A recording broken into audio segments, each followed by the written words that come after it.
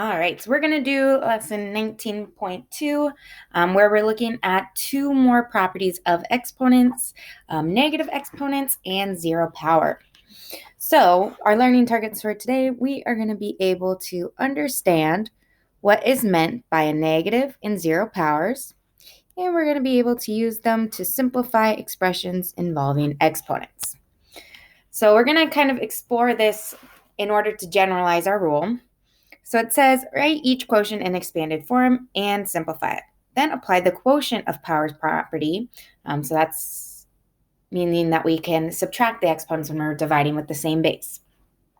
So we have 2 to the 5th over 2 to the 8th. Well, 2 to the 5th, 2 times 2 times 2 times 2 times 2. And then over to the 8th, 2 times 2, 8 times.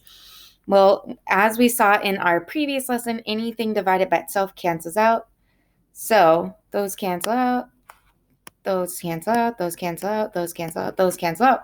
So all I have left is 2 times 2 times 2, so 2 to the third power in my denominator. And we can see that with my quotient power property. And when we're dividing two things with the same base, we can subtract their exponents. So 2 to the 5 minus 8, which is 2 to the negative 3. Let's do this again with the next one. So we have 5 to the third divided by 5 to the sixth. So 5 times 5 times 5 over 5 times 5 times 5 times 5 times 5 times 5. And again, anything divided by itself cancels out. So these cancel out, these cancel out, these cancel out. So all I have left is 1 over 5 to the third power in my denominator. You can see that with my quotient of powers property. We have 5 to the 3 minus 6, which is equivalent to 5 to the negative third power. And some of you are probably already getting up to the point where we're seeing the pattern and we are seeing what happens when we have negative exponents. But let's keep this going. So we have a to the third over a to the eighth. So a times a times a over a times a 8 times. 4, 5, 6, 7, 8. And anything divided by itself cancels out. So these cancel out, these cancel out, these cancel out.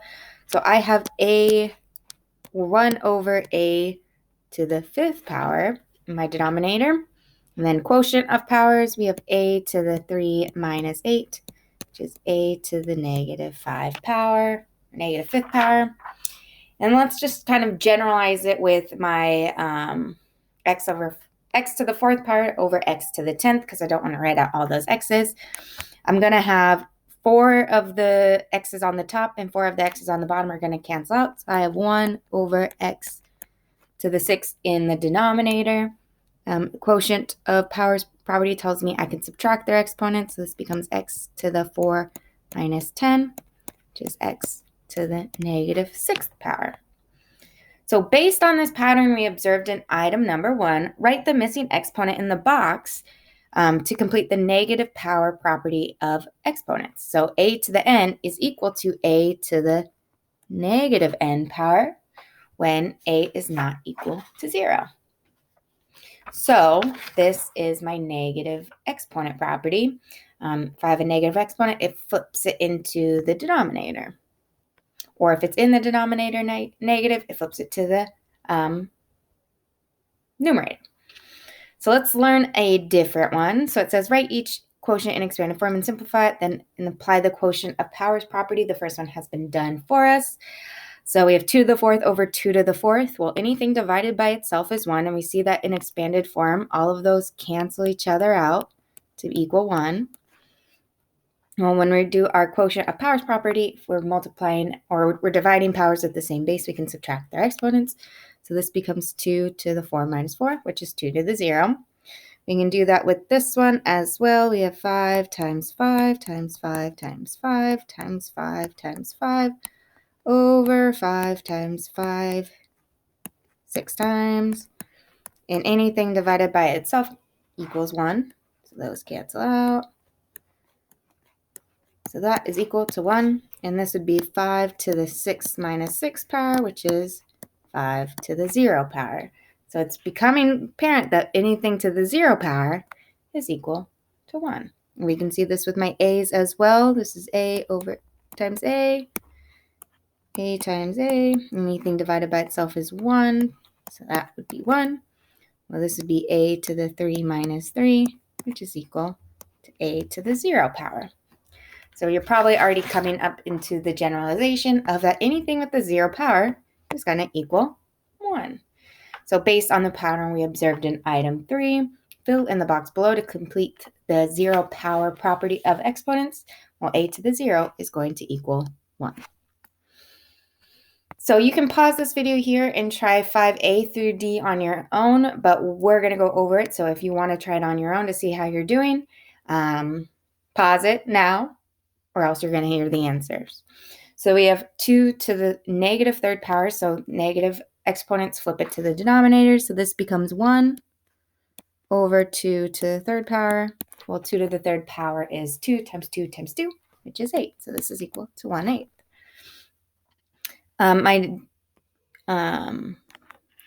I could do B multiple different ways. I could use the quotient property of exponents, or I know that with my negative exponent, it flips. So this becomes 10 to the second times 10 to the second. And when I'm multiplying powers at the same base, I can add their exponents together. So this becomes 10 to the 2 plus 2 power, which is 4. Okay. Keeping going, we have a negative exponent, so it flips it into the denominator. So 1 to the 3 halves times 5 to the 0 power, which is just 1. So it'd be times 1, or it's redundant to write that. Or this would just be 1 to the 9th. And then D, we have anything to the 0 power. It's going to equal 1. So it says, when evaluating and simplifying expressions, you can apply the properties of exponents and then write the answer without negative or 0 exponents. So they do the first one for us. So we have 5 times x to the negative second power times y times z to the 0 power times 3 times x to the 4th be divided by y to the 4th. Again, breaking apart all of that multiplication. 5 times 3, we put our coefficients out front, times x to the negative second times x to the 4th times y to the 1st times y to the negative 4th, because remember it was in my denominator, so I can flip it back up by making it a negative exponent, and then times z to the 0 power. Applying all of my exponent rules, when I'm multiplying powers at the same base, I can add their exponents, so we still have 5 times 3, and then the x's, we'd add their exponents, so x to the negative 2 plus 4 times y to the 1 minus 4, because we have that negative, and then z to the 0. Well, just doing that addition, we have 15 times x squared times y to the negative 3, because y to the 1 minus 4 is negative 3. And then z to the 0 would be 1. And again, I don't want negative exponents, so my y flips to my denominator. So we have 15 times x squared is over y to the 3rd. Again, you can pause it here and try these on your own, but if you're with us, you're going to be solving them together. But make sure you come back and check. So like I want to stress, those numbers, the coefficients in front of my variables, that just means multiplication. They don't have to stick with those terms. So we have, oops, whoa, now we're really zoomed in. Oh no, stop zooming me in. So I have 2,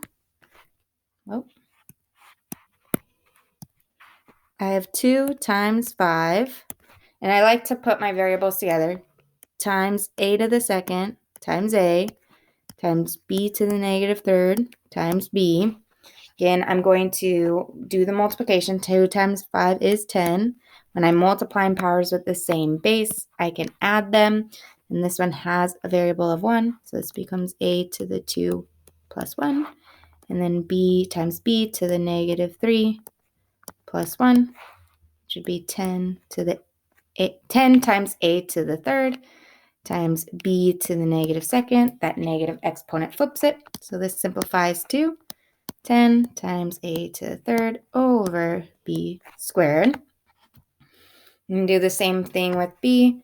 We have 10 divided by 5 times x squared over x to the negative 3rd times y to the negative 4th over y to the negative first. When I'm dividing powers with the same base, I'm going to subtract their exponents. 10 divided by 5 is 2 times x to the 2 minus negative 3 times y to the negative 4 minus negative 1. Subtracting a negative is the same thing as adding a positive, so this becomes 2 times x to the 5th times y to the negative 3. That negative exponent flips it, so this simplifies to 2 times x to the 5th over y to the 3rd. All right, and then see, we have this entire thing being raised to the 0 power, so this just equals 1. Let me know if you have any questions.